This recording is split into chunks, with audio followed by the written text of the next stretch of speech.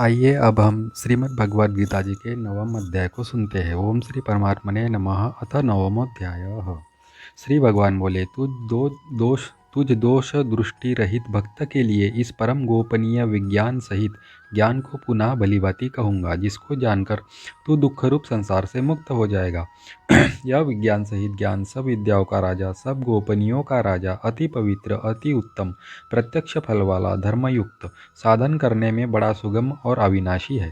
हे परंतप, इस उपर्युक्त धर्म में श्रद्धा रहित पुरुष मुझको न प्राप्त होकर मृत्यु रूप संसार चक्र में भ्रमण करते रहते हैं। मुझ निराकार परमात्मा से यह सब जगत जल से बर्फ के सदृश परिपूर्ण है और सब भूत मेरे अंतर्गत संकल्प के आधार स्थित है, किंतु वास्तव में मैं उनमें स्थित नहीं हूँ। वे सब भूत मुझ में स्थित नहीं है, किंतु मेरी ईश्वरीय योग शक्ति को देख कि भूतों का धारण पोषण करने वाला और भूतों को उत्पन्न करने वाला भी मेरा आत्मा वास्तव में भूतों में स्थित नहीं है।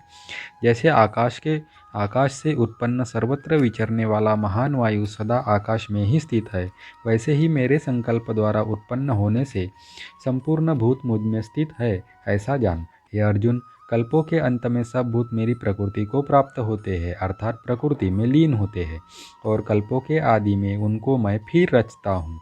अपनी प्रकृति को अंगीकार करके स्वभाव के बल से परतंत्र हुए संपूर्ण भूत समुदाय को बार बार उनके कर्मों के अनुसार रचता हूँ। हे अर्जुन, उन कर्मों में आसक्ति रहित और उदासीन के सदृश स्थित मुझ परमात्मा को वे कर्म नहीं बांधते।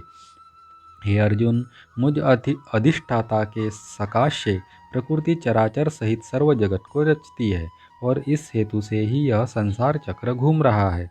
मेरे परम भाव को न जानने वाले मूढ़ लोग मनुष्य का शरीर धारण करने वाले मुझ संपूर्ण भूतों के महान ईश्वर को तुच्छ समझते हैं, अर्थात अपनी योग माया से संसार के उद्धार के लिए मनुष्य रूप में विचरते हुए मुझ परमेश्वर को साधारण मनुष्य मानते हैं।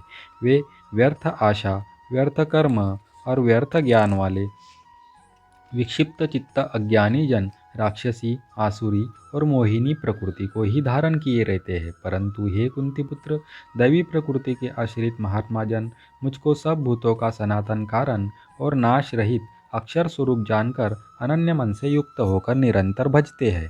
वे दृढ़ निश्चय वाले भक्तजन निरंतर मेरे नाम और गुणों का वर्णन करते हुए, कीर्तन करते हुए तथा मेरी प्राप्ति के लिए यत्न करते हुए और मुझको बार बार प्रणाम करते हुए सदा मेरे ध्यान में युक्त होकर अनन्य प्रेम से मेरी उपासना करते हैं। दूसरे ज्ञान योगी मुझ निर्गुण निराकार ब्रह्म का ज्ञान यज्ञ के द्वारा अभिन्न भाव से पूजन करते हुए भी मेरी उपासना करते हैं, और दूसरे मनुष्य बहुत प्रकार से स्थित मुझ विराट स्वरूप परमेश्वर की पृथक भाव से उपासना करते हैं। क्रतु मैं हूँ, यज्ञ मैं हूँ, स्वधा मैं हूँ, औषधि मैं हूँ, मंत्र मैं हूँ, घृत मैं हूँ, अग्नि मैं हूँ, और हवन रूप क्रिया भी मैं ही हूँ।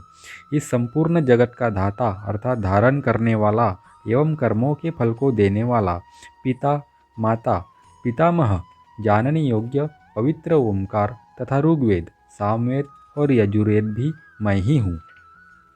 प्राप्त होने योग्य परम धाम, भरण पोषण करने वाला, सबका स्वामी, शुभाशुभ का देखने वाला, सबका वासस्थान, शरण लेने योग्य, प्रत्युपकार न चाहकर हित करने वाला, सबकी उत्पत्ति प्रलय का हेतु, स्थिति का आधार, निधान और अविनाशी कारण भी मैं ही हूँ।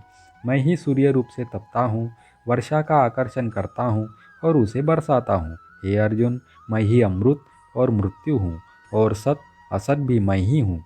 तीनों वेदों में विधान किए हुए सकाम कर्मों को करने वाले, सोम रस को पीने वाले, पाप रहित पुरुष मुझको यज्ञों के द्वारा पूज कर स्वर्ग की प्राप्ति चाहते हैं। वे पुरुष अपने पुण्यों के फलरूप स्वर्ग लोक को प्राप्त होकर स्वर्ग में दिव्य देवताओं के भोगों को भोगते हैं। वे उस विशाल स्वर्गलोक को भोगकर पुण्यशील होने पर मृत्यु लोक को प्राप्त होते हैं। इस प्रकार स्वर्ग के साधन रूप तीनों वेदों में कहे हुए सकाम कर्म का आश्रय लेने वाले और भोगों की कामना वाले पुरुष बार बार आवागमन को प्राप्त होते हैं, अर्थात पुण्य के प्रभाव से स्वर्ग में जाते हैं और पुण्यशील होने पर मृत्यु लोक में आते हैं। जो अनन्य प्रेमी भक्तजन मुझ परमेश्वर को निरंतर चिंतन करते हुए निष्काम भाव से भजते हैं, उन नित्य निरंतर मेरा चिंतन करने वाले पुरुषों का योगक्षेम मैं स्वयं प्राप्त कर देता हूँ।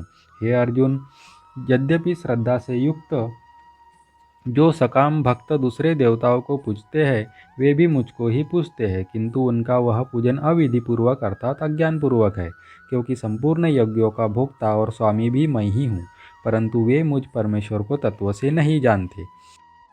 इसी से गिरते हैं अर्थात पुनर्जन्म को प्राप्त होते हैं। देवताओं को पूजने वाले देवताओं को प्राप्त होते हैं, पितरों को पूजने वाले पितरों को प्राप्त होते हैं, भूतों को पूजने वाले भूतों को प्राप्त होते हैं, और मेरा पूजन करने वाले भक्त मुझको ही प्राप्त होते हैं। इसीलिए मेरे भक्तों का पुनर्जन्म नहीं होता। जो कोई भक्त मेरे लिए प्रेम से पत्र, पुष्प, फल, जल आदि अर्पण करता है, उस शुद्ध बुद्धि निष्काम प्रेमी भक्त का प्रेम पूर्वक अर्पण किया हुआ वह पत्र पुष्पादि मैं सगुण रूप से प्रकट होकर प्रीति सहित खाता हूँ। हे अर्जुन, तू जो कर्म करता है, जो खाता है, जो हवन करता है, वह जो दान देता है और जो तप करता है, वह सब मेरे अर्पण कर।